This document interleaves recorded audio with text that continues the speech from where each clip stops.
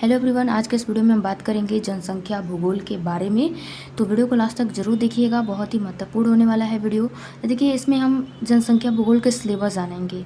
Syllabus जान लेने से फ़ायदा ये रहता है कि अगर मान लीजिए मार्केट में सीरीज़ नहीं मिला है, मतलब कि अभी सीरीज़ नहीं आया हुआ है एग्ज़ाम से पहले ही, और अगर आपको सिलेबस पता है तो आप इसको कहीं से भी गूगल से PDF निकाल सकते हो, या फिर आप अगर आपके पास कोई एक्स्ट्रा बुक हो जिसमें जनसंख्या के बारे में दिया हो, उससे आप पढ़ सकते हो, या फिर यूट्यूब पे बहुत सारे आपको वीडियो मिल जाएंगे जनसंख्या भूगोल के बारे में। तो आप टॉपिक वाइज उसे सर्च मार के आप उसे देखकर नोट भी बना सकते हो, जैसे कि एग्ज़ाम में आपको बहुत हेल्प करेगा। और सीरीज़ हालांकि बहुत लेट आती है, तो ये अच्छा रहता है पहले से अगर आप सिलेबस आपको पता हो तो। ठीक है, तो चलिए देखते हैं कि सिलेबस क्या क्या है। तो देखिए, population geography with special reference of India. ठीक है, इसका मतलब ये है कि ये जो है इंडिया भारत के लिए ही स्पेशल ही जनसंख्या भूगोल जो भी है आंकड़ा है सिलेबस से, जनसंख्या भूगोल ये भारत के अकॉर्डिंग है। ठीक है, चलिए इसमें हमारा यूनिट नंबर 1 पे आता है भारत में जनसंख्या भूगोल का विकास। उसके बाद है ये टॉपिक है। ठीक है, यूनिट वन में इतना ही आपको पढ़ना है जो मैं इस वीडियो में बता रही हूँ, ध्यान से देखते चलिएगा। चलिए, यूनिट 1 अब आपको साफ दिख रहा होगा, भारत में जनसंख्या भूगोल का विकास। ठीक है, ये एक आपका टॉपिक यानी कि हेडिंग हो गया। ठीक है, उसके बाद है कि जनसांख्यिकी के साथ संबंध, ये दूसरा आपका, मतलब इससे एक एक क्वेश्चन बन सकते हैं। ठीक है, तो इसलिए आप इसको ध्यान में रखिएगा कि आपकी क्या क्या जो है कि हेडिंग बन रहे हैं।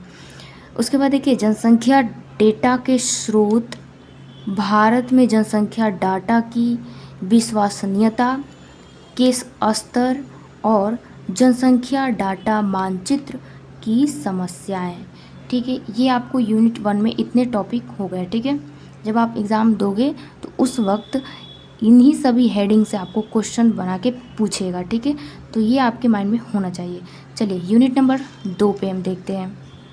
यूनिट 2 यानी कि इकाई 2 में आपसे क्वेश्चन क्या बनेंगे, किस टॉपिक पे बनेंगे, तो जनसंख्या वितरण एवं घनत्व, ये बहुत ही महत्वपूर्ण है। जनसंख्या वृद्धि की संवैधानिक मुद्दे, विश्व के संदर्भ और भारत के निर्धारक, ये यूनिट 2 हो गया। अब आते हैं हम यूनिट 3 पे।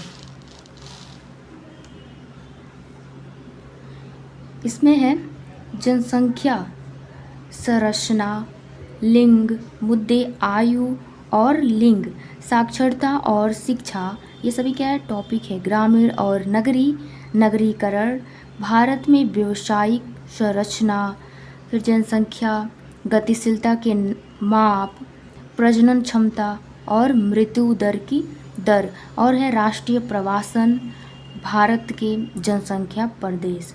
ठीक है, तो ये आपका थोड़ा इसमें बड़ा है। यूनिट 3 में आपको ध्यान रखना है, इतने सारे टॉपिक को कवर लिखना है। ठीक है, कवर करना है, और हो सके तो आप जितना जल्द हो सके नोट बना लेना। ठीक है, चलिए यूनिट 4 पे पहुंचते हैं, जो कि आपके एग्ज़ाम में 4 इकाई तक क्वेश्चन पूछते हैं। और 4 इकाई का मतलब कि, चलिए हम पहले इसको देख लेते हैं। ठीक है, जनसंख्या संरचना, भारत की जनजातियाँ। देखिए, अब हम बात करें कि 4 यूनिट है ना, आपके एग्ज़ाम क्वेश्चन जो पेपर होंगे उसमें भी आपको कुल मिला के 5 क्वेश्चन दिए रहते हैं।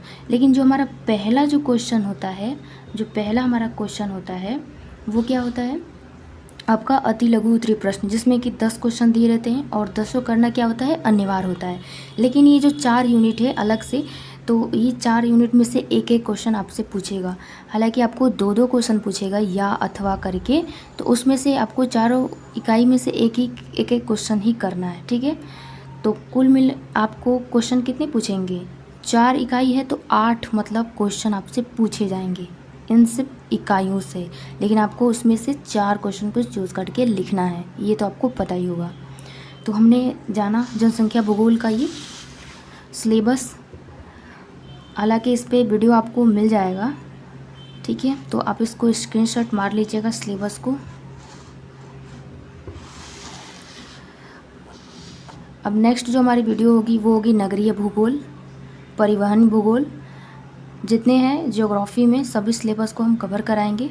तो प्लीज़ मेरे चैनल से जुड़ जाइए। तो चलिए मिलते हैं नेक्स्ट वीडियो में, तब तक के लिए जय हिंद।